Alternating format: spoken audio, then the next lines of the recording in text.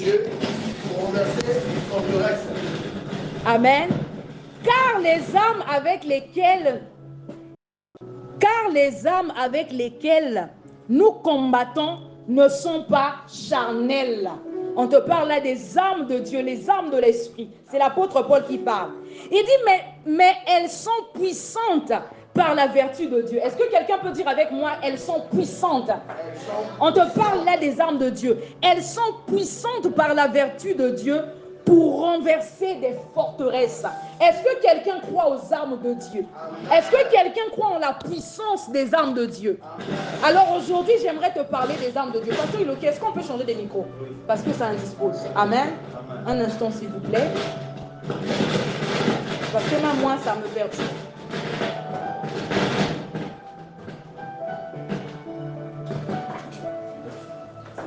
Amen. Revêtez-vous de toutes les armes de Dieu afin de pouvoir tenir ferme contre les ruses du diable. Verset 12. Verset 12. On te dit, car nous n'avons pas à lutter contre la chair et le sang, mais contre les dominations, contre les autorités, contre les princes de ce monde de ténèbres, contre les esprits méchants dans les lieux célestes. Amen. Et j'aime ce que la Bible te dit dans la version Jérusalem. Dans la Bible de Jérusalem, la Bible te dit, car ce n'est pas contre des adversaires de chair et de sang que nous avons à lutter. Amen. Car ce n'est pas contre des adversaires de chair et de sang, c'est-à-dire l'être humain. Nous n'avons pas à lutter contre les êtres humains. Amen. Le combat n'est pas charnel. C'est ce que j'aimerais t'annoncer en ce jour. Est-ce que quelqu'un peut dire à son frère que le combat n'est pas charnel? Le combat n'est pas charnel. Oui, car nous n'avons pas à lutter contre la chair et le sang. Mais on te rappelle que c'est contre les dominations, contre les autorités, contre les princes de ce monde de ténèbres, c'est-à-dire les principautés. Dans d'autres versions de la Bible, on dit les principautés. Et on te dit contre les esprits méchants dans les lieux arides. Vous savez, les enfants de Dieu, très souvent, nous nous trompons de combat. Et puis on s'épuise, hein? On s'épuise, c'est-à-dire tu perds beaucoup d'énergie. Tu penses que y a un vrai combat alors que l'énergie n'a perdu à pas. Amen. Très souvent on se trompe de combat. Est-ce que tu peux d'abord bouger un peu ton frère, lui dire ne te trompe pas de combat? Ah oui, ne te trompe pas de combat. Le combat n'est pas charnel. Il y a des gens qui souhaitent la mort des sorciers parce que la personne c'est-à-dire la personne en veut tellement à ta vie, tellement que tu as reçu des coups de la part de personnes, tu en as marre, tu te dis Seigneur, un coup fois caca. Mais quand tu dis un coup fois caca, tu oublies que c'est une âme perdue parce qu'il ne meurt pas dans le Seigneur. Amen. C'est vrai, Dieu frappe. Amen. Mais je pense que la rétribution appartient à Dieu. La justice appartient à Dieu. Toi, tu dois faire ta part. Tu dois plutôt vouloir que cette âme soit sauvée. Tu dois plutôt vouloir que cette personne-là se convertisse. Et non que la personne meure dans son péché. Amen. On va lire dans Luc chapitre 9. On va lire du verset 51 au verset 56. Luc chapitre 9, verset 51 au verset 56. Nous avons été dans Luc chapitre 9, 51 à 56. Amen. Lorsque le temps où il devait être enlevé du monde approcha, Jésus prit la résolution de se rendre à Jérusalem. On voya devant lui des messagers qui se mirent en route et entrèrent dans une bourge des Samaritains pour lui préparer un logement. 53. Mais on ne le reçut pas parce qu'il se dirigeait sur Jérusalem. Les disciples Jacques et Jean, voyant cela, dirent, Seigneur, veux-tu que nous commandions que le feu descende du ciel et les consume? Jésus se tourna vers eux et les reprimanda, disant, vous ne savez de quel esprit vous êtes. Vous ne savez de quel esprit vous êtes animés. Pasteur, continue. Verset 56. Car le Fils de l'homme est venu, non pour perdre les âmes, Amen. mais pour les sauver. Amen. Ils allèrent dans une autre bourge. Amen. Est-ce que tu peux acclamer pour le Seigneur? Bien aimé, dans ce passage de Luc chapitre 9, on te parle du séjour du Seigneur Jésus avec ses disciples dans un bourg des Samaritains. Amen. Quelque part en Samarie. Et on te dit qu'arrivé là-bas, les disciples s'en vont chercher un endroit où loger le Seigneur Jésus. Et arrivé là-bas, les Samaritains refusent de les loger parce que les Samaritains ne s'entendaient pas avec les Juifs. Amen.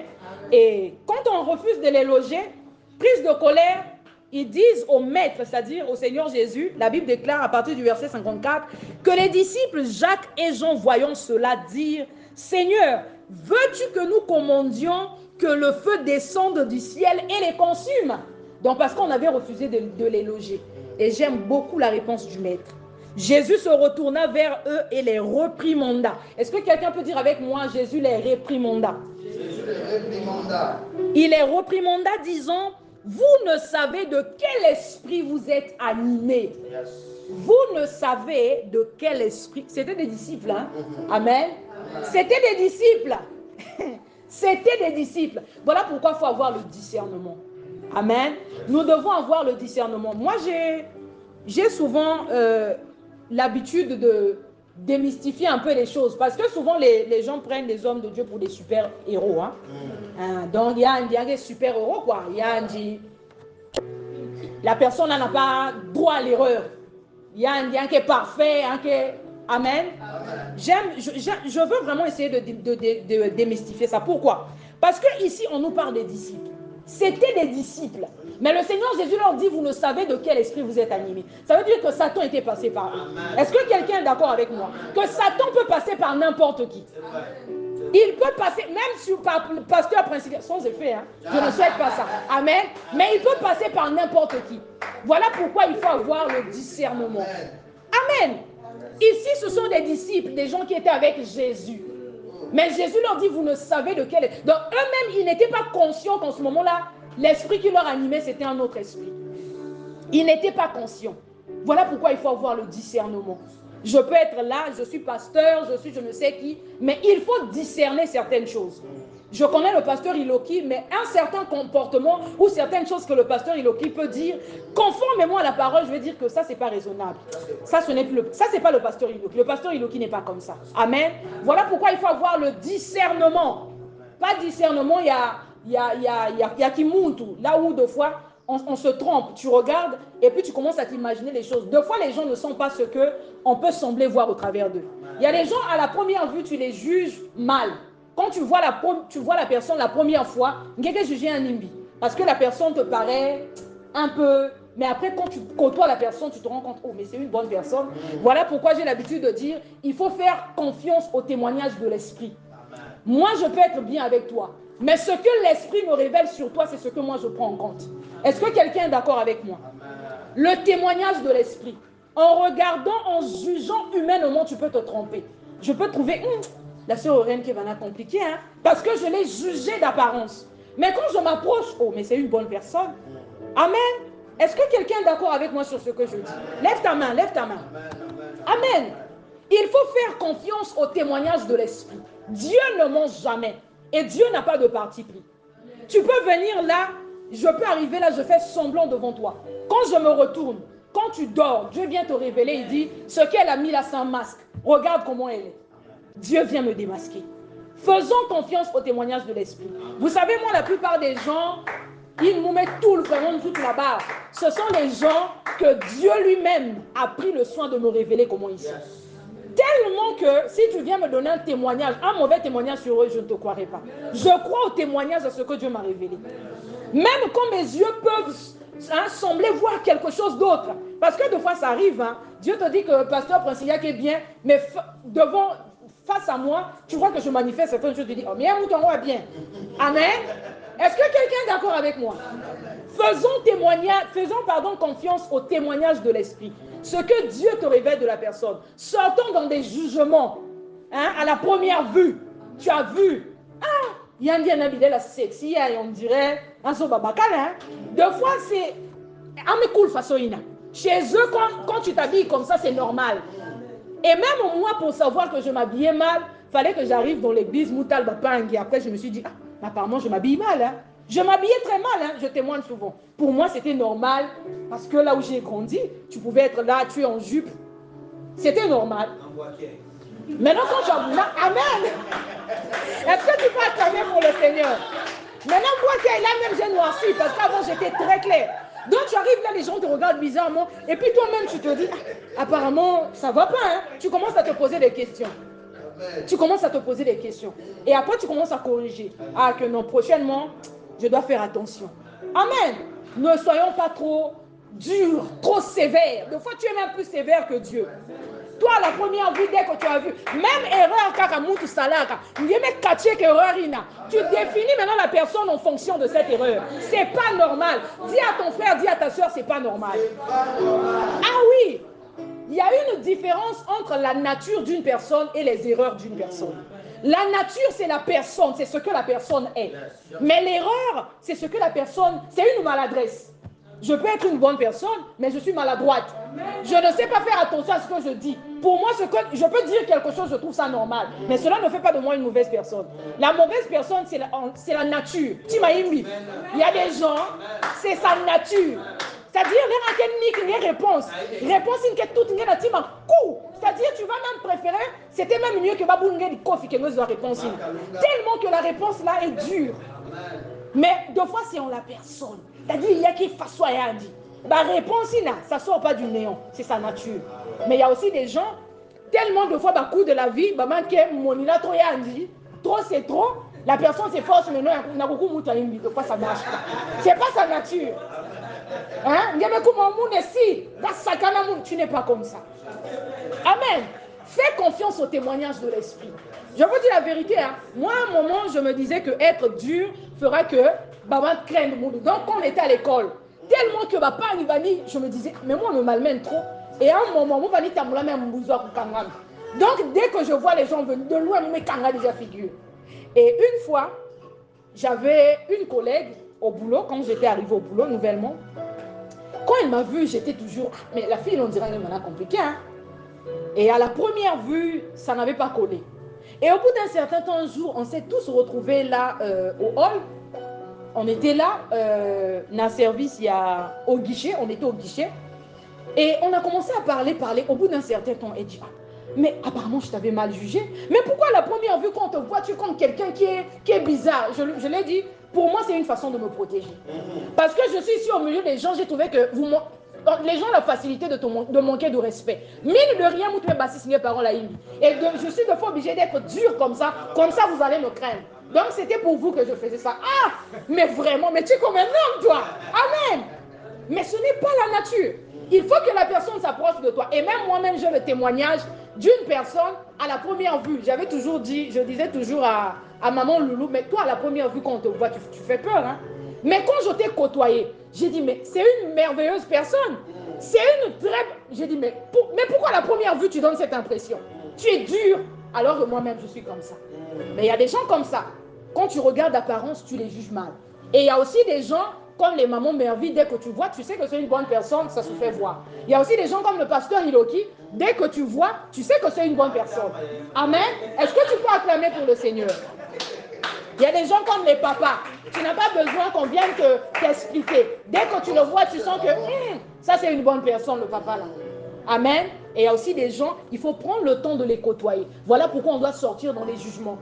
Hein? Sœur, m'épuise nouvellement à l'église. Il y a ma chose même pour qui m'issient. Oh, bazalure, nous solver. Mais toi, tu te prends pour qui? Nous solver bazalure, on a puisé la bazalure, Imri, Babilé la sexy. Mais la sœur a besoin de passer côté, là où toi tu étais passé. Toi, il a fallu qu'on te prêche la parole. Il a fallu que nous Wama Manzan pour qu'on ait changé. Pourquoi tu veux que Baïnke Quiz va automatiquement tel que la façon dont toi tu es devenu? Il faut un processus. Voilà pourquoi on doit grandir. Dis à ton frère, sois mature. Dis à ta soeur, sois mature. Ah oui, il ne faut pas trop juger. Moi, tu me quiz la première fois dans l'église. Il m'a inventé. Non. Il faut laisser le Seigneur faire le travail dans la vie de l'autre, comme il a fait dans ta vie. Il y a des petits défauts, mais au fil du temps, ces défauts-là... Moi, quand j'étais arrivée ici, là, même Anita, la sœur, mais il y avait beaucoup de choses qui n'étaient pas ça. Dieu a fait un grand travail dans ma vie. Hein. Je suis consciente. Et je faisais des rêves, tu sens que ça, ce sont des rêves de délivrance. Quand l'apôtre m'interprétait, je comprenais que ça, c'est la délivrance. Et mine de rien, je me rends compte, quand je me lève, je me dis, mais j'ai fait du chemin. Je ne suis pas devenue parfaite. Mais du moins, je ne suis plus là où j'étais quand j'étais arrivée. Il y a des choses qui étaient en moi et ces choses-là n'existent plus. Amen. Ne soyons pas plus sévères que Dieu. Soyons tolérants. Beth Bengis ne va pas aller à l'église à cause de nos attitudes, de nos jugements. Mais quiz, on dirait que c'est quelqu'un qui a mais vraiment, c'est grave. Amen. Ici, on voit les disciples demander au Seigneur, on peut prier que le feu descende du ciel pour les consumer. Jésus dit, vous ne savez de quel esprit vous êtes animé. Dans deux fois, deux fois, le pasteur Iloki Nika réponse du journée, toi tu ne sais pas de quel esprit il était animé. Tu prends maintenant ça, tu définis, oh, il est mauvais le pasteur Iloki. Il m'a mal parlé. Lui-même, il ne savait pas de quel esprit il était animé. Que Dieu nous pardonne. Est-ce que tu peux acclamer pour le Seigneur? C'était des disciples. Ils étaient avec le maître. Mais ce jour-là, Jésus leur a dit, vous ne savez de quel esprit vous êtes animés. Le combat n'est pas charnel. Vous savez, l'une des choses que moi-même j'ai remarqué, j'ai dit non, je suis devenue un peu mature, même à 1%. Moi, avant, quand Dieu me révélait l'état d'âme de quelqu'un, moi, j'ai changé. Pourtant, dans la vraie vie, tu ne m'as rien fait. Quand nous sommes moussalaka, nous me collons parce que Dieu m'a révélé quelque chose sur toi. Mais au fil du temps, quand j'ai fait du chemin, Dieu peut me révéler la personne. Ça devient mon sujet de prière. Il y a quelques sujets, il y a qui sont non. Si tu vas parler pour qu'on prie pour cette personne. Mais tu vas pas aller divulguer que mon Dieu qui va dans façon hier. Ah, nous me révélé mon ouange va dans di kundu. Ba bouten di kundu il ba ke boutamana ya. Non. C'est pas pour faire le commérage que Dieu te révèle les choses des gens. Amen. C'est pour prier pour les gens. C'est pas pour prendre ça, coller ça. Non.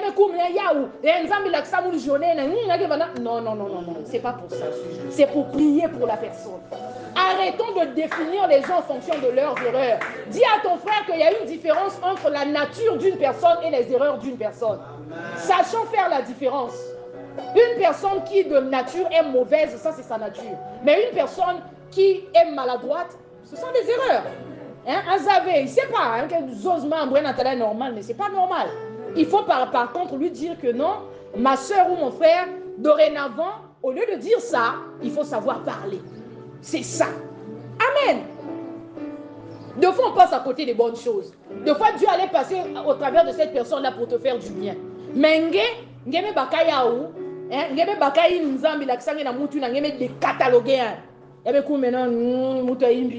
tu passes à côté des bonnes choses. Ici, on voit les disciples, comment le maître, la Bible dit que Jésus se retourna vers eux et les reprimanda disant, vous ne savez de quel esprit vous êtes animés. Et j'aime la suite, le verset 56. Car le Fils de l'homme est venu non pour perdre les âmes. Est-ce que quelqu'un peut dire à son frère que le Fils de l'homme est venu non pour perdre les âmes?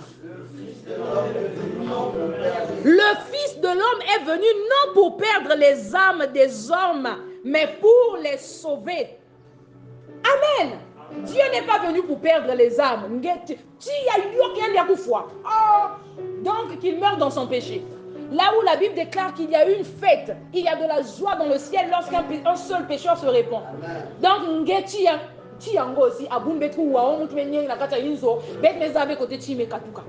il y a quelqu'un qui veut s'y battre. Toi-même, tu ne vois pas que c'est la confusion. Tu ne peux pas arrêter ce genre de prière. Demande à ton frère, tu ne peux pas arrêter. Ah oui. Amen. On va repartir dans Ephésiens 6. Car nous n'avons pas à lutter contre la chair et le sang, mais contre les dominations, contre les autorités, contre les princes de ce monde de ténèbres, contre les esprits méchants dans les lieux célestes. Verset 13.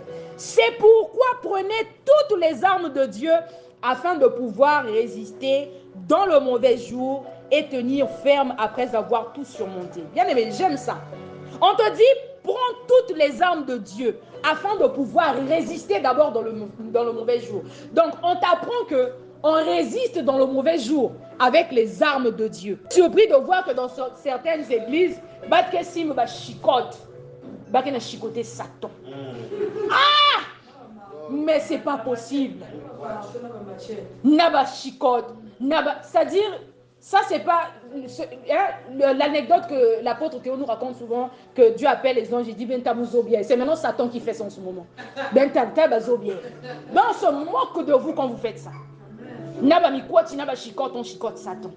Dis à ton frère, ne te trompe pas de combat. De toutes les façons, il y a des Zimbabwe. Amen. Parce que ici, la Bible te parle des armes de Dieu. On dit, c'est pourquoi prenez toutes les armes de Dieu, afin de pouvoir tenir ferme. Ah pardon, on te dit d'abord afin de pouvoir résister dans le mauvais jour et tenir ferme après avoir tout surmonté. Donc les armes de Dieu te permettent d'abord de résister au diable. Et ensuite, ces armes-là te permettent de rester en forme après avoir tout surmonté, de rester debout. Parce que tu peux résister, après au bout d'un certain temps, tu tombes. Mais les armes de Dieu ne te permettent pas seulement de résister. Elles te permettent également de rester debout après avoir tout surmonté. Amen. Et on te dit au verset 14, tenez donc ferme, ayez à vos reins la ceinture pour vérité. Ah, bien-aimé. Là, on commence à te citer ces armes. Amen. Et j'aime vraiment, quand vous lisez la Bible, je vais vous exhorter à utiliser aussi, c'est-à-dire votre intellect. Amen. On ne va pas dire seulement non. Ici, qu'est-ce qu'on dit? Tenez donc ferme, on met 2 points. 2 points, c'est une façon de te signifier que là, on commence à te citer ces armes. Amen. On te dit, tenez donc ferme, 2 points. Ayez à vos reins la ceinture pour vérité. Et la vérité dont on te parle ici, je tiens à t'informer que c'est la vérité de l'évangile. Amen. La vérité de l'évangile. Tu vas ouvrir ta Bible, tu vas lire. J'aimerais que quelqu'un lise dans l'assemblée Jacques chapitre 4, le verset 7. Jacques chapitre 4, verset 7. Jacques 4, verset 7. J'ai la parole. Amen. Soumettez-vous donc à Dieu, résistez au diable et il fuira loin de vous. Amen. Pardonnez, à l'époque, les soldats romains portaient des ceintures. Amen. Ces ceintures-là, on les appelait des... Bon, je ne sais pas prononcer en l'autre là, mais c'est cingulum. Cingulum. C-I-N-G-U-L-U-M. Les soldats romains mettaient des ceintures. Et ces ceintures-là avaient la forme d'un tablier. Vous pouvez fouiller sur Internet. Amen. Elles servaient de protection aux reins et permettaient également de suspendre l'épée. Et quand un soldat saignait son épée, la Bible dit qu'il était prêt pour le combat. Et comme la ceinture au rein d'un soldat, lorsqu'on te dit ayez à vos ceintures la vérité pour ceinture, on est en train de te demander de t'attacher à la vérité de l'évangile. C'est-à-dire à ce que la Bible te dit. Amen. On te demande de t'attacher à la vérité de l'évangile. Et on te dit dans la suite, revêtez la cuirasse de la justice. Qui sait ce que c'est que une cuirasse? Amen.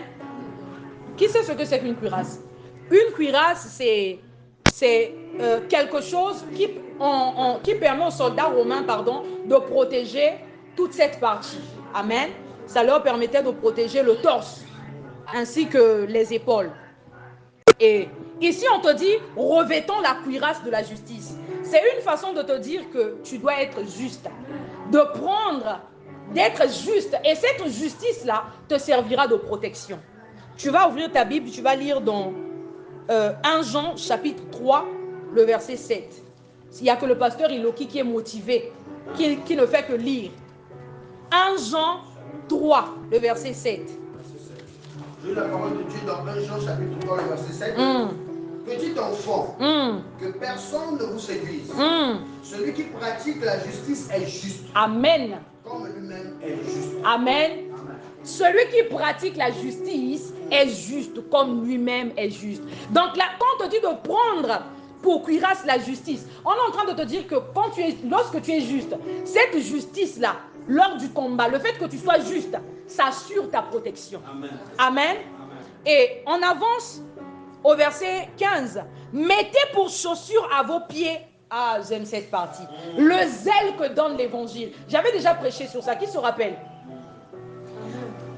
Mettez pour chaussure à vos pieds le zèle que donne l'évangile. D'abord, les pieds symbolisent la marche. les pieds symbolisent la marche. Et on te dit, mettez à vos pieds le zèle que donne l'évangile. Qu'est-ce qu'on est en train de te dire? Comme les chaussures protègent les pieds, ici on t'exhorte, on te demande d'avoir du zèle pour le Seigneur. Et ce zèle-là, au moment de l'épreuve, le zèle que tu as pour Dieu te servira de protection. Amen. Il y a les gens ici, le simple fait que tu sers Dieu avec dévotion, avec zélé. Pasteur Iloki, ta protection est garantie. Amen. Simplement parce que tu es zélé. Tu es zélé pour les choses de Dieu. Et ce que j'aime, c'est qu'on te parle du zèle que donne l'évangile. Ça veut dire que le zèle ne sort pas de nulle part. Quand tu vois quelqu'un de zélé, bien aimé, comprends ce que la parole a fait dans la vie de cette personne. Le zèle que donne l'évangile. Ayez à vos pieds le zèle que donne l'évangile. Et je vais t'inviter à lire dans Romains chapitre 12, le verset 11. Avant de lire, je vais d'abord te définir, je vais te dire c'est quoi le zèle. Le zèle est une ardeur. Que quelqu'un dise avec moi ardeur. Ardeur. Le zèle est une ardeur pour appliquer les consignes et les règles à la lettre. Donc peut-être quand toi-même tu te dis zélé, tu ne sais pas ce qui veut dire zélé. Est-ce que quelqu'un me suit? Non, peut-être que toi tu ne sais pas ce qui veut dire zélé. Le zèle est une ardeur pour appliquer les consignes et les règles à la lettre. Est-ce que quelqu'un peut dire avec moi à la lettre? À la lettre. Une ardeur. Pour appliquer les consignes et les règles à la lettre. Est-ce qu'il y a quelqu'un de zélé pour Dieu ici? Est-ce qu'il y a quelqu'un de zélé ici? C'est-à-dire, tu veux tellement bien faire. Vous savez, une fois j'ai prêché, j'ai dit à l'apôtre, je sens c'est comme si je n'ai pas bien prêché. Il me dit, Princesse, tu as bien prêché. J'ai dit non. Pour moi, c'était pas bien. Mais Princesse, je te dis que c'était bien. J'ai dit non, c'était pas bien. Mais tellement que quand j'aime le faire, j'aime bien le faire. J'aime le faire soigneusement. À tel point que quand je ne me sens pas trop, quand je sens que c'est pas vraiment ça, même si les gens disent Amen, quand je rentre à la maison, je prie pour ça. C'est-à-dire, je m'inquiète. Je me dis, Seigneur, prochainement, je dois faire plus. Amen. Est-ce que quelqu'un se sent mal quand il fait mal les choses de Dieu? Est-ce qu'il y a quelqu'un qui s'inquiète parce que je me mon retard? Je me perds même appétit. Non, blague avec le zèle. Regarde d'abord ton frère. Un aventurier, quand tu vois, tu sais. Regarde d'abord ta soeur. Est-ce qu'il y a quelqu'un qui s'inquiète quand il fait mal les choses de Dieu? Est-ce qu'il y a quelqu'un? C'est-à-dire tellement que tu n'as pas fait les choses comme il se doit, je me perds même appétit. Je vous dis la vérité, hein. C'est-à-dire j'arrive en retard. J'ai dit à l'évangéliste aujourd'hui, tu m'as gagné. Je venais rapidement, là j'arrive, la guille et la sortie des sièges. Ah, tu m'as gagné. Je veux bien faire les choses, ce n'est pas pour les hommes. Moi, c'est d'abord pour Dieu. Amen. Amen. C'est pour Dieu. C'est-à-dire, je sais que j'avais dit ici que même si je viens à seulement une personne, moi, je vais prêcher. Les autres, c'est avec Dieu qu'ils rendront compte. Amen. Je fais ma part. J'arrive là à une personne. Je lui dis Amen. Tu dis qui? Moi, je ne suis pas là-bas. Je prêche. Et j'avance. Amen. C'est avec Dieu que tu rendras compte. Amen. C'est avec ton Dieu. Que quelqu'un dise à son frère que c'est avec son Dieu. Ah oui. Mettez pour chaussure, à vos pieds le zèle que donne l'évangile de paix. On va lire dans Romains 12, le verset 11. Romains 12, le verset 11. Est-ce que quelqu'un peut lire dans l'assemblée? Romains 12, le verset 11. Amen. Ah, pasteur Iloki, que Dieu te bénisse. Ayez du zèle et non de la paresse. Je vais répéter ça. Ayez du zèle et non de la paresse. Soyez fervents d'esprit. Soyez fervents. Est-ce que quelqu'un peut vérifier c'est quoi la ferveur? Non, pasteur Iloki, encore. Mame Wave. Est-ce qu'on peut dire ça ensemble, bien-aimés? Est-ce que Amen. On y va, 1, 2, 3. Ayez du zèle et non de la paresse. Soyez fervents d'esprit, servons le Seigneur. Amen. Ayez, pardon, je ne suis pas à la page. Ayez du zèle et non de la paresse. Le contraire du zèle, c'est la paresse. L'antonyme du zèle, c'est la paresse. Il y a des paresseux ici. Regarde d'abord ton frère. Un paresseux, quand tu vois, tu sais. Je veux te dire qu'un aventurier, quand tu vois, tu sais. Ayez du zèle et non de la paresse. Soyez fervents d'esprit. Servez le Seigneur. Non, il y a au moins une personne que je peux rendre témoignage. En lui, je vois de la ferveur. Moi, je ne flatte pas les gens. Le pasteur Iloki. Est-ce qu'on peut acclamer pour le pasteur Iloki? Ah oui! Non, même si tu es contre le pasteur Iloki, ça, comment tu vas reconnaître ça? Amen. Il quitte loin, s'il vous plaît. Il quitte loin. En fait, toi, s'il arrive avant toi, tu dois même pleurer. C'est-à-dire, tu arrives là, lui, il arrive avant toi, quoi. Faut qu'il perde même appétit. Je vous dis la vérité, il quitte loin. Mais ce que j'aime, je l'ai même dit à pasteur, est-ce que les mardis, mardi à Kaka, tu es en direct, la groupe. Il m'a dit, donc tu veux me faire rater les bonnes choses. Il veut seulement venir. J'ai dit, ah Seigneur, j'ai dit à l'apôtre, vraiment, que Dieu le bénisse. Parce que des fois, je lui dis, mais pasteur, tu n'es pas obligé de venir les mardis. Mais il vient. La ferveur. Dis à ton frère la ferveur. Regarde-le encore, regarde-le. Regarde encore ton voisin. Regarde ton voisin. Ayez du zèle et non de la paresse. Soyez fervents d'esprit. Ensuite, on t'ordonne, servez le Seigneur. Servez le Seigneur. Bien-aimé, la Bible déclare, ça j'ai prévu parler de ça au séminaire. J'ai pas envie de fuiter. J'ai l'impression que si je parle de ça, c'est comme si j'aurais fuité. Bien-aimé, je vais quand même fuiter un peu. La Bible déclare que maudit soit celui qui fait l'œuvre de Dieu avec négligence. Est-ce que quelqu'un comprend maintenant d'où sortent ses problèmes? Tu comprends d'où viennent tes problèmes?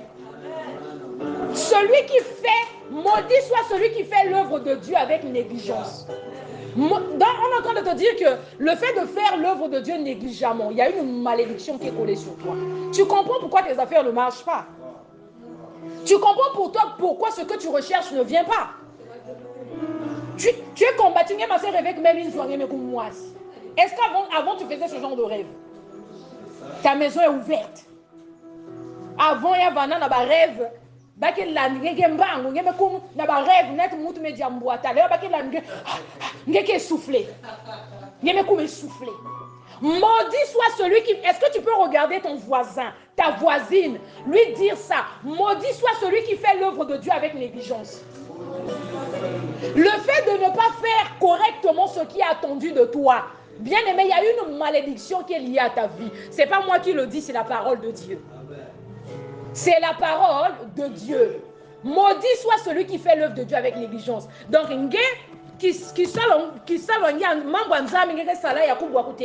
quand tu es de bonne humeur, quand ce jour-là tu t'es réveillé de bon pied, tu fais. Et après, quand les problèmes de ta vie ne marchent pas, est-ce que tu peux acclamer pour le Seigneur? C'est avec Dieu que tu as des problèmes. Il y a des choses que tu recherches. Bien-aimé, ces choses-là n'attendent que toi tu t'impliques. Implique-toi comme l'apôtre Théo s'est impliqué. Il s'est retrouvé de l'autre côté. Toi également, mets tes organes dedans, dans les choses de Dieu. Amen. Mets tes organes, ton cœur, tes organes, dedans. Implique-toi à fond. Amen. À fond. Pas des coups, moi, si na kati. Net monde qui a testé. Encore bête na kishifu. Manzango qui m'a dit, ne mets qu'à tout du coup. Non. Implique-toi à fond dans les choses de Dieu. Moi, je vous ai dit ici que je ne suis pas surpris de ce qui est arrivé à l'apôtre. Moi, ça ne m'étonne pas. Ah oui. Ça ne m'étonne pas. Ça ne m'étonne pas. Donc, ne sois pas surpris aussi, il n'y a pas pasteur Iloki qui dit, allez à Singapour. Allez à Singapour, na militaire. Allez à longue maman Nzambi. Vous avez peut-être dans le Congo, dans la coupure à Yadou. Tu es encore là, comme les nous autres. Est-ce que tu peux acclamer pour le Seigneur? Amen. Ayez du zèle et non de la paresse.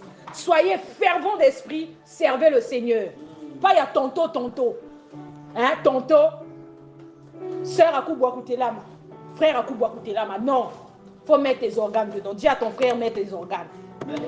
Ah oui. Implication est à moitié V. Mais fonce à fond.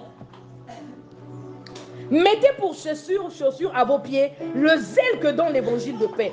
Prenez par-dessus tout cela le bouclier de la foi. Est-ce que quelqu'un sait que la foi est un bouclier? Qui sait que la foi est un bouclier? Prenez par-dessus tout le bouclier de la foi. Alors tu vas ouvrir ta Bible. On va lire, pardonnez-moi. On va lire dans 1 Pierre. On va lire dans 1 Pierre 4. 1 Pierre chapitre 4, le verset 9. Pardon, 1 Pierre 4, on va commencer à partir du verset 8. Pardon, pas le pasteur Iloki cette fois-ci. Je veux te sentir impliqué. Amen. Ayez du zèle et non de la paresse. Donc, il y a un kilo dans côté là. 1 Pierre 4, du verset 8 au verset 9.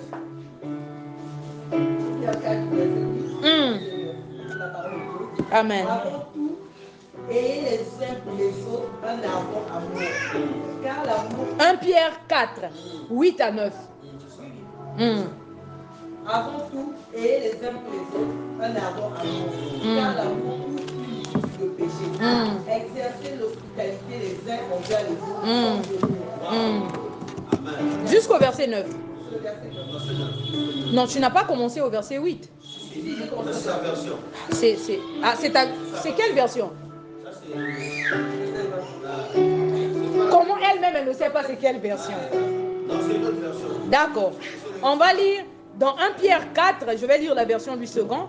1 Pierre 4, verset 8 au verset 9. Et, avant tout, ayez les uns pour les autres une ardente charité, car la charité couvre une multitude de fautes. Exercez l'hospitalité. Non. Ça doit être 2 Pierre. Je me suis trompée. C'est pas ça. En tout cas,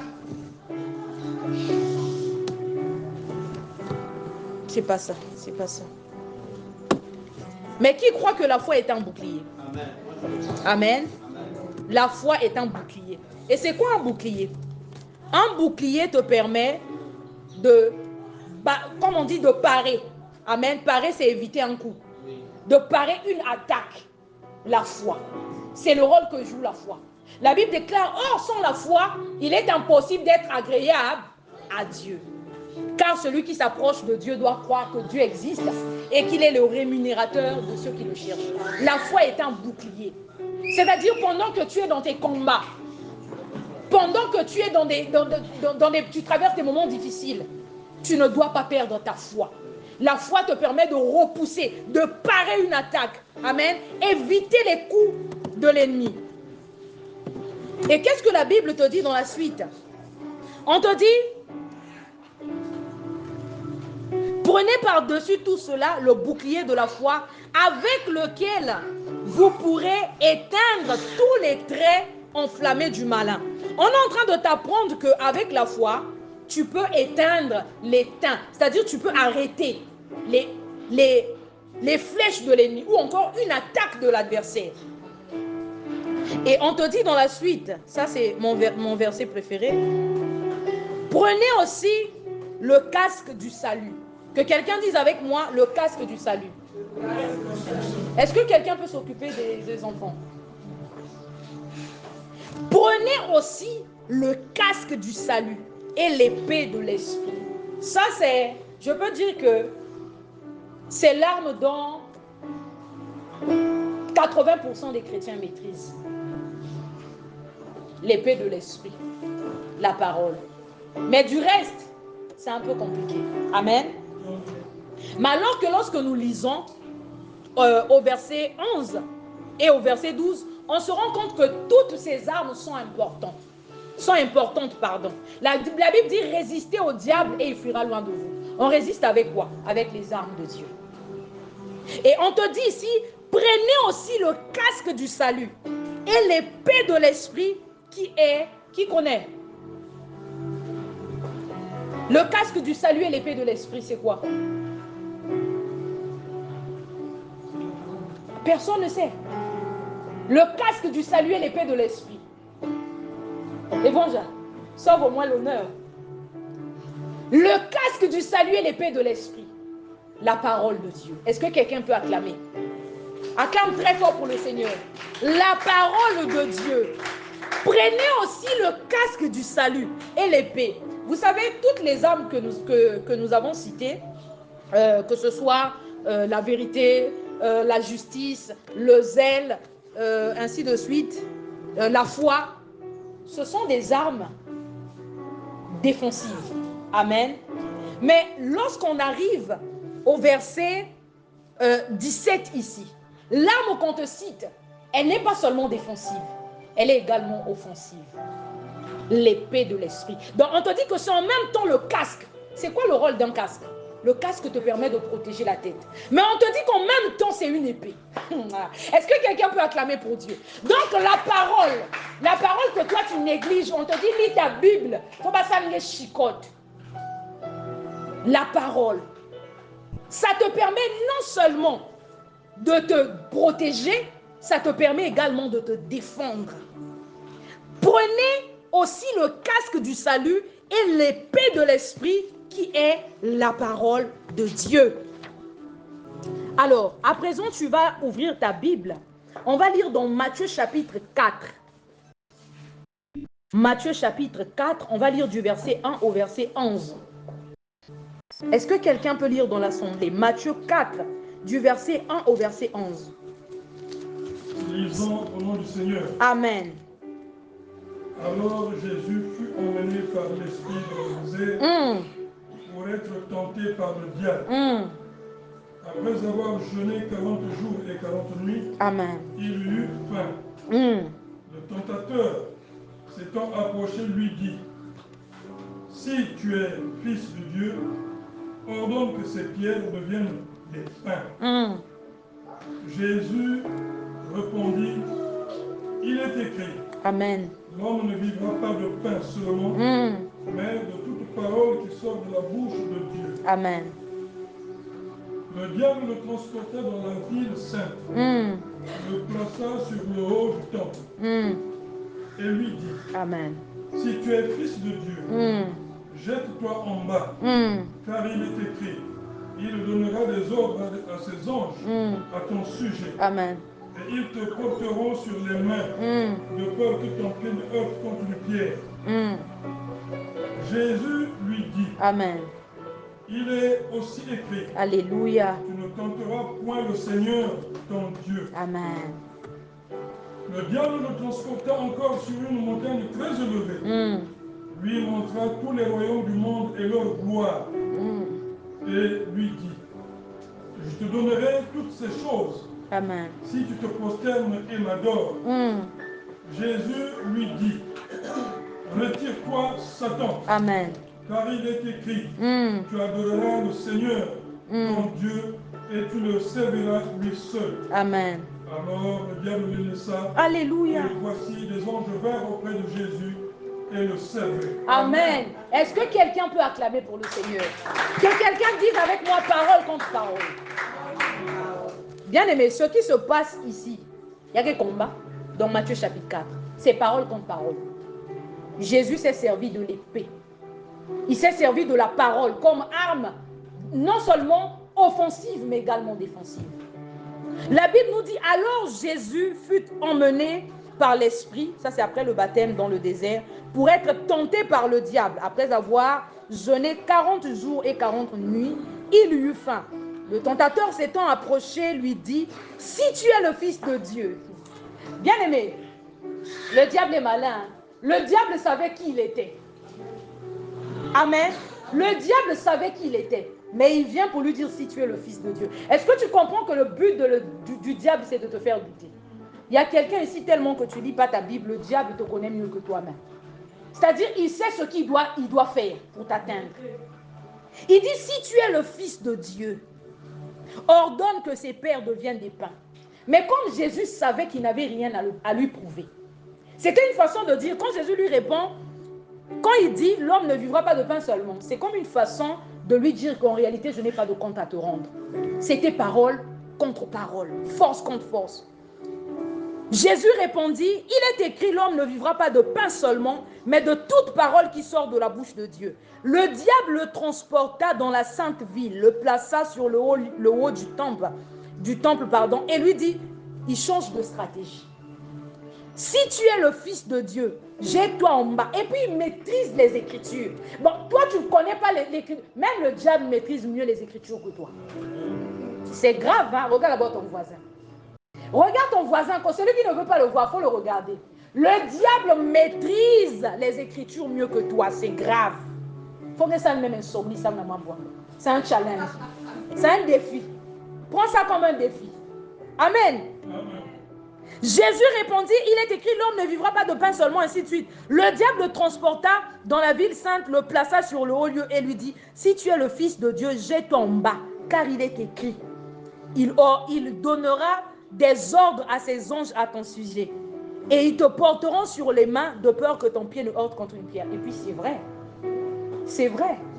Amen. Mais quand tu sais qui tu es, même quand quelqu'un, un faux pasteur, tu seras devant un faux pasteur qui va emmener la Bible pour essayer de t'emmener en bateau avec la Bible. Quand tu maîtrises, tu vas lui dire, il est aussi écrit. Amen. Il vient avec le, il est écrit. D'une façon, c'est-à-dire pour t'emmener en bateau. Toi, tu lui réponds, il est aussi écrit. À mes sentir. Parole contre parole. Amen. Amen. Et Jésus lui dit, il est aussi écrit, tu ne tenteras point le Seigneur ton Dieu. Mais il ne s'arrête pas là. Le diable, mouton t'aimer. Il arrive encore au verset 8. La Bible dit, le diable le transporta encore sur une montagne très élevée, lui montra tous les royaumes du monde et leur gloire, et lui dit, je te donnerai toutes ces choses si tu te prosternes et m'adores. Mais comme Jésus savait qui il était, la Bible dit, Jésus lui dit, retire-toi Satan, car il est écrit, tu adoreras le Seigneur ton Dieu et tu le serviras lui seul. C'est le verset 11 qui nous intéresse le plus par rapport à ce thème. La Bible dit, alors le diable le laissa. Est-ce que quelqu'un peut dire à son frère, alors le diable le laissa? Le diable le laissa. Pourquoi? Jacques chapitre 4, le verset 7. Résistez au diable et il fuira loin de vous. Tu dois résister, bien-aimé. Tu dois résister. Alors le diable le laissa et voici les anges vinrent auprès de Jésus et le servaient. Est-ce que quelqu'un peut acclamer pour cette parole? Force contre force, bien-aimé dans le Seigneur. La parole de Dieu. C'est pourquoi tu dois lire ta Bible. Face à une situation, tu te lèves, tu parles. Tu ne sais même pas que tu es héritier de Dieu et co-héritier. Co-héritier de Christ. Que tu partages le même héritage de Christ que Christ. Tu n'es même pas au courant de ça parce que tu ne lis pas ta Bible. Diable, allez, couche-toi là, à même le sol. Allez, hey, tu ne sais même pas qui tu es. Il vient me souffler. Il me vumbu koko ba grimace ngé ba ton ngé salamo ba prière na milieu apiva. Hein, il me vumbu ko. Ah me kuzu. Ngé yandina. Ngé me la laka. Tu te retrouves en train de ronfler alors que tu t'étais réveillé pour la prière. Amen. On va aller dans Hébreux 4. Hébreux chapitre 4, le verset 12. Hébreux 4. Est-ce que quelqu'un peut lire Hébreux 4, le verset 12? Bon, je vais lire. Car la parole de Dieu est vivante et efficace, plus tranchante qu'une épée quelconque. Ah, je m'arrête d'abord. Car la parole de Dieu est vivante. Est-ce que quelqu'un peut dire avec moi que la parole de Dieu est vivante? Car la parole de Dieu est vivante et efficace. Ah, est-ce que toi tu le sais? Non, est-ce que ton frère le sait? Peut-être que toi tu le sais. Ton voisin qui est vide de te regarder, tiens. Est-ce que tu sais que la parole de Dieu est efficace? Si tu savais, tu allais lire ta Bible. Quoi? Pourquoi tu veux nous embrouiller? Si tu savais, tu allais lire ta Bible. Amen. La parole de Dieu est vivante et efficace, plus tranchante qu'une épée quelconque. Ah! Vous savez, moi, la personne qui m'a challengé, je vous l'ai toujours dit, c'est l'apôtre Théo. Quand je venais là, oh comment? Tu es un enfant de Dieu, tu as reçu le Saint-Esprit, tu ne lis pas la Bible. Je me sentais offensée. Donc quand il disait ça, je me disais, ah! Donc nous autres là, non, ça c'est un défi. Quand tu arrives là, il prêche, un enfant de Dieu, tu dois lire. J'ai dit, moi, je relève le défi. Un jour, avant d'abord de prendre la décision, il m'a dit, Princilia, je te lance un défi. Toi-même avec ta Bible, médite, c'est-à-dire, comme on dit, mets tes organes dedans. Fais de la parole de Dieu, mange la parole. Tu ne seras plus la Priscilla que tu es aujourd'hui. Même seul dans ta chambre avec ta Bible. Quand il avait dit ça, j'ai relevé le défi. Qui se rappelle de l'époque où on avait fait l'étude du livre de Jean? Il nous avait demandé de lire le livre de Jean. Je crois que j'avais lu ça, j'avais fini le livre de Jean en 2 jours. Pour moi, je me rappelle quand on était arrivé ici, il a demandé qui a fini. J'ai levé la main. Je crois que j'étais la seule. C'est pas pour me vanter, hein, pardon. Oh, pour qui elle se prend? Amen. J'avais lu ça, je crois, en 2 jours. J'ai lu tout le livre de Jean. J'étais déterminée. J'ai dit, il m'a donné son secret. Parce que, qu'est-ce qui se passe? J'admire sa façon de servir Dieu. Amen. Parce qu'on a toujours quelqu'un sur qui on s'inspire. C'est-à-dire, quand je regarde le pasteur Iloki, je dis, j'aime son zèle. Mais moi, quand je le regardais, sa façon de servir, j'ai dit, non, moi, je dois servir Dieu comme ça. Et il me lance le défi, il me dit, tu dois lire. J'ai dit, oh, le secret, c'est ça. Il me dit, Princilia, même seul dans ta chambre, on peut parier. J'ai dit, ah donc, c'est son secret. Donc, il n'y a pas autre chose. Parce que deux fois, il y a talent, deux fois, tu te disais que le type est suspect. Amen. Pas autre chose. J'ai dit, je vais tester. Il m'a donné son secret, je vais tester. J'ai commencé à lire la Bible. J'ai commencé par Genèse. Parce qu'avant, il m'avait demandé il m'avait demandé de rentrer en contact avec quelqu'un qui m'avait ajouté dans un groupe d'études bibliques. Je crois que Evans a aussi été dans ce groupe-là. Mais moi, j'étais là bien avant. On était là-bas avec le frère Morel. Yana Zengana même dans le milieu. Il n'avait pas pu finir l'étude biblique. Amen. J'étais allée jusqu'au bout. Mais c'était toute la Bible. Je crois la Bible en un an. C'est ça, non? La Bible en un an, un truc comme ça. Mais quand je faisais les études bibliques, voilà, moi farceuse, hein. Mais quand lui m'a lancé, quand il m'a parlé, je me suis dit, ça c'est un défi. Je vais saisir l'opportunité. J'ai dit, même si j'ai déjà lu tout le livre de la Genèse, je vais reprendre. J'ai commencé depuis Genèse, depuis le livre de la Genèse. Genèse chapitre 1, le verset 1. Au commencement était la parole. Bien aimé, j'ai blagué avec. J'ai commencé à méditer. Et deux fois, qu'est-ce qui se passait? Je pouvais méditer.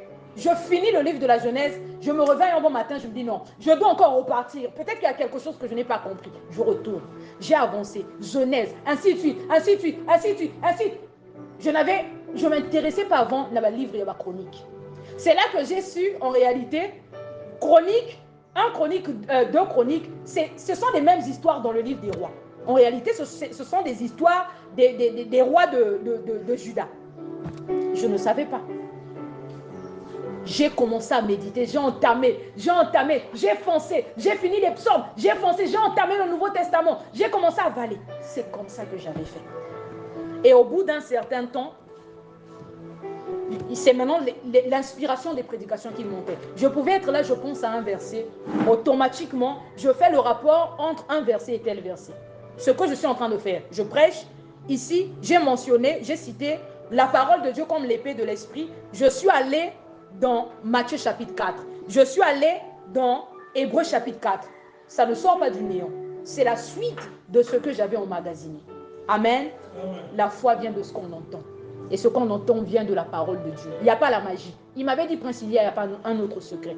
Et moi, à mon tour, je viens te le dire. Il n'y a pas un autre secret. Même moi, quand je le voyais, je disais, le type est suspect. Et le papa, là, quand il vient devant nous, tu sens, et puis je lui disais toujours, il y a une différence entre toi et les autres hommes de Dieu que moi, Princilia, je vois. Tu dégages quelque chose, je ne sais pas comment discerner. Et quand je dis ça, lui, il rit. Il dit, c'est l'effet de la parole. C'est ce que produit la parole. Quand il prêchait, deux fois, je pleurais là. Je ne sais pas qui se rappelle. Je pouvais être en train de pleurer du début jusqu'à la fin. Et après, j'ai commencé à faire des rêves. Des rêves qui commençaient à m'annoncer que ce que tu le vois déployer, là, tu vas commencer à déployer. La même chose. Et j'ai mis mes organes dedans, dans la Bible. Est-ce que quelqu'un peut mettre de la volonté à méditer la parole de Dieu? Pas un autre secret, bien aimé. L'épée de l'esprit. Acclame très fort pour le Seigneur. Je te sens timide, hein? Le fait que tu sois timide, ça veut dire qu'il y a une Bible rare. Il y a rien dans ma Bible, c'est une Bible propre. Pasteur Iloki, un jour on va arriver ici, on va se montrer les Bibles. Si la Bible est propre, ça veut dire qu'il y a une engagée. Bon, à moins qu'elle ait changé. Mais on va vérifier la Bible en question date de quelle année? Amen. Parce que la Bible est depuis des Soumbaya qui est propre. Or, moi, je dors avec ma Bible. Hein. Je vous dis la vérité devant Dieu. Moi, je dors avec la Bible. Je peux me retourner là. Un moment, j'arrive, je n'ai plus sommeil. J'allume la lumière, je me mets à méditer. Je dors avec ma Bible sur le lit. C'est comme ça que Bible tal facile dans Bible à Moumeko. Ça c'est non, non, ça c'est la Bible de maman apôtre. Mais j'ai une Bible comme ça qui est devenue exactement comme ça. J'ai laissé ça à la maison. Très sale, bien sale. On va tester, on saura si tu lis ta Bible. Et tu ta Bible. Si la Bible est propre, il est suspect. Regarde d'abord. Et bon, je ne m'adresse pas à toi. Hein. Je ne m'adresse pas à toi. Amen. Acclame très fort pour le Seigneur.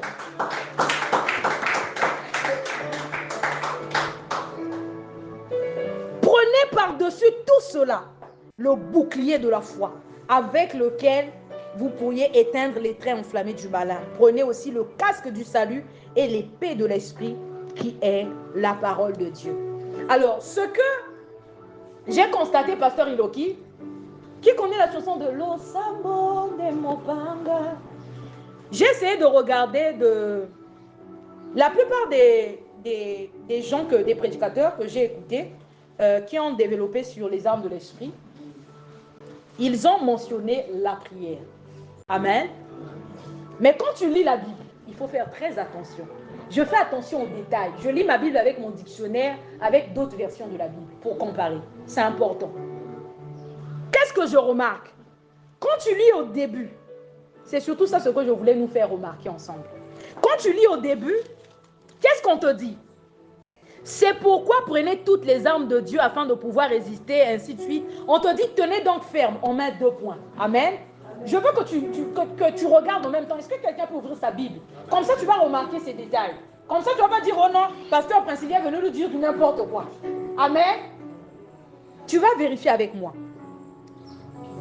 Éphésiens 6, à partir du verset 14.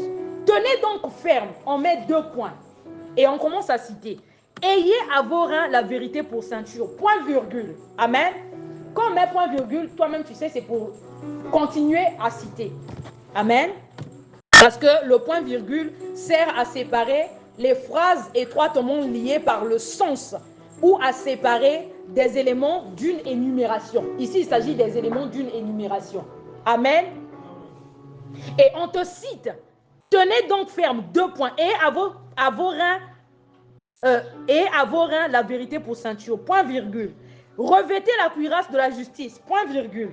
Mettez pour chaussure à vos pieds le zèle que donne l'évangile. Point virgule.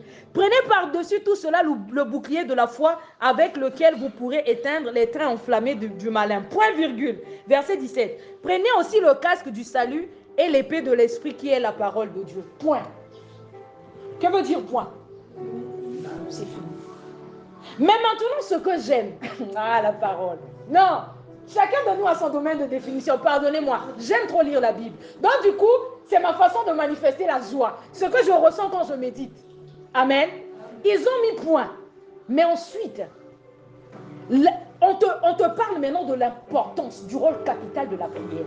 C'est comme si on t'a dit que la prière, certes, ne fait pas partie des armes de Dieu ou encore des armes de l'esprit, mais elle a une importance capitale. Donc on te dit au verset 18, faites en tout, donc là on commence maintenant à t'exhorter, faites en tout temps par l'esprit toutes sortes de prières et de supplications. Veillez à cela, avec une entière persévérance. Oh, j'aime cette précision. Est-ce que quelqu'un aime la parole de Dieu? Acclame très fort pour le Seigneur. Il ne mentionne pas la prière parmi les armes de Dieu, parmi les armes de l'esprit, mais il te démontre l'importance capitale de la prière. J'ai envie de te dire que ce n'est pas par exemple parce qu'on n'a pas mentionné le jeûne que le jeûne n'est pas important. Ce n'est pas parce qu'on a mentionné. Est-ce que quelqu'un est d'accord avec moi? Je vous ai lu ici. Message 2 points. On a dit tenez donc ferme 2 points. Tout ce qu'on a cité, le casque, ainsi de suite, point virgule. Quand on arrive à la parole de Dieu, on met point. Verset 18. Faites en tout temps. Donc qu'est-ce qui se passe? L'apôtre Paul cite la prière pour souligner l'importance de la prière dans la vie d'un chrétien. Mais il ne mentionne pas la prière comme arme de Dieu. Voilà pourquoi j'étais en train de dire tout à l'heure, quand tu médites, fais attention. Ce que tu as appris à l'école, applique ça aussi. Côté que point, ça veut dire que ça s'est arrêté. Amen. Applique ça aussi en méditant. Parce que c'est en réalité dans cet esprit-là que ceux qui ont écrit la Bible ont écrit ces choses. Ils ont mis point. Là pour différencier, point, virgule, on arrive au verset 17, point. Après, on continue.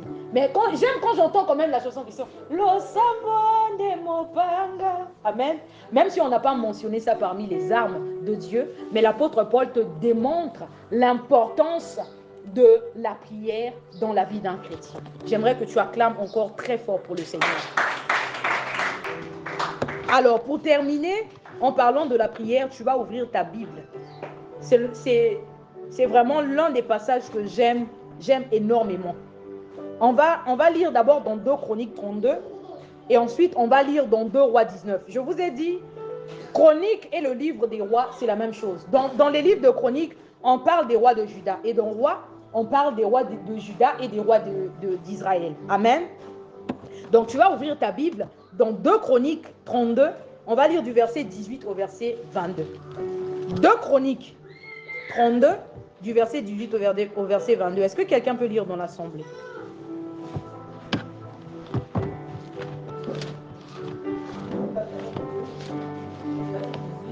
Les serviteurs de Sanchéribe prièrent à haute voix en langue judaïque.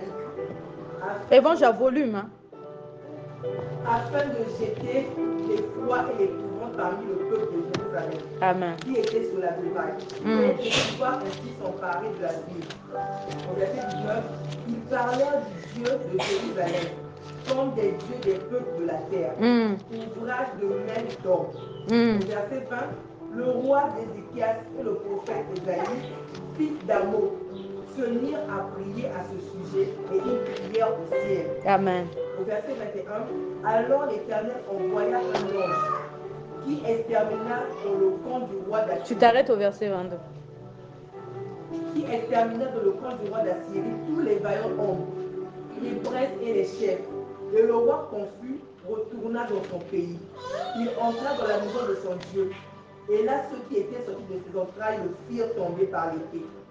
Ainsi, l'Éternel sauva Ézéchias et les habitants de Jérusalem de la main de son régime, autant pour moi, roi d'Assyrie, et de la main de tous. Et il les protégea contre ceux qui les entouraient. Amen. Amen. Bien aimé, je vais relire. Dans 2 Rois, chapitre 32, à partir du verset 18 au verset 22. Les serviteurs de Sanchéribe crièrent à haute voix en langue judaïque, afin de jeter l'effroi et l'épouvante parmi le peuple de Jérusalem qui était sur la muraille, et de pouvoir ainsi s'emparer de la ville. Ils parlèrent du Dieu de Jérusalem contre des dieux des peuples de la terre. Donc, ils ont parlé contre le Dieu Tout-Puissant. Ils ont défié l'Éternel. Verset 20, le roi Ézéchias et le prophète Ésaïe, fils d'Amo, se mirent à prier à ce sujet, la prière. Amen. Je vous ai parlé ici de l'importance, je voulais plutôt souligner l'importance de la prière. On te parle de Sanchéribe, le roi d'Assyrie, qui vient lancer un défi, qui vient défier Ézéchias, ainsi que l'Éternel, le Dieu Tout-Puissant, ainsi que son Dieu. Et la Bible nous dit au verset 20 que le roi Ézéchias et le prophète Ésaïe, fils d'Amo, se mirent à prier. Que quelqu'un dise avec moi la prière. Donc, vous êtes comme les autres peuples qu'on a battus. Vous ne valez rien. Ah bon?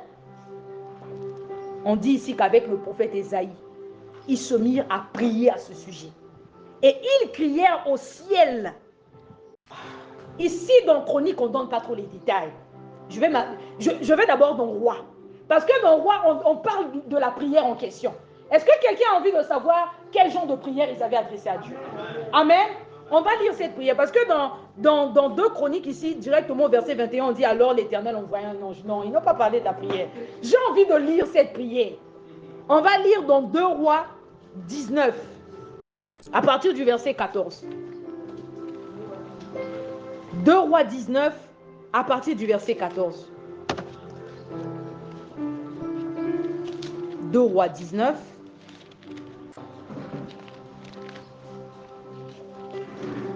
À partir du verset 14. Ézéchias prit la lettre de la main des messagers et la lut. Puis il monta à la maison de l'Éternel et la déploya devant l'Éternel. Ah! Bien-aimé, quand le roi d'Assyrie l'a défié, la Bible dit qu'il prit, c'est-à-dire un sonica lettre. Le détail, là, on ne donne même pas ça dans Chronique. Voilà pourquoi c'est important de lire toute la Bible. Il ne faut pas choisir que mon Nouveau Testament, mon Matthieu. Il faut tout lire. Amen. Je pense que si je n'avais pas lu le livre des rois, je n'allais pas savoir que le roi d'Assyrie avait écrit un fingabar en lettre, un fils à lettre. C'est en lisant dans 2 rois. La Bible dit, Ézéchias prit la lettre de la main des messagers et la lut. Puis il monta à la maison de l'Éternel et la déploya devant l'Éternel. On t'a insulté, tu dis quoi? La prière. On dit qu'il la déploya devant l'Éternel. À qui il adressa cette prière? Là, on te parle maintenant de la prière qu'il adressait à Dieu. Il dit, Éternel, Dieu d'Israël, assis sur les chérubins, c'est toi qui es le seul Dieu de tous les royaumes de la terre. Ah, mamé, c'est toi qui as fait les cieux et la terre. Éternel, incline ton oreille et écoute. Éternel, ouvre tes yeux et regarde, entends les paroles de son chérib qui a envoyé Rabshakeh pour insulter au Dieu vivant. Il est vrai, ô Éternel, que les rois d'Assyrie ont détruit les nations et ravagé leur pays, et qu'ils ont jeté leurs dieux dans le feu. Mais ce n'était point des dieux, c'était des ouvrages des mains d'hommes, du bois et de la pierre, et ils les ont anéantis. Maintenant, Éternel, notre Dieu, délivre-nous de la main de son chérib, et que tous les royaumes de la terre sachent que toi seul es Dieu, ô Éternel.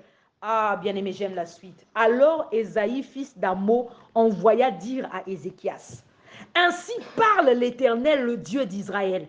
J'ai entendu la prière que tu m'as adressée. Ah, bien aimé la prière. Non, ne néglige pas la prière, quoi. Regarde d'abord ton frère.